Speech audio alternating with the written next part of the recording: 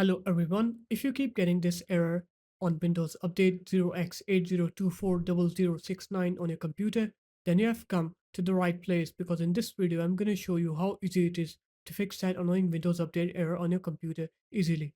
First off, what you're going to do is you're going to open up the Start menu, you're going to open up Notepad, and you're going to paste this text. I'm going to put this text into the description. You're going to click onto File on here, you're going to click onto Save As. Want to name it anything. So 123 dot, but you have to put the format reg at the bottom. Click all files on here, click save. You're going to go onto your desktop again where you've saved the file. You're going to open up the file, click yes on here, and then you're going to click yes on here. Once you click on yes, that should put in the text into your registry. And after that, you're going to go ahead and restart your computer.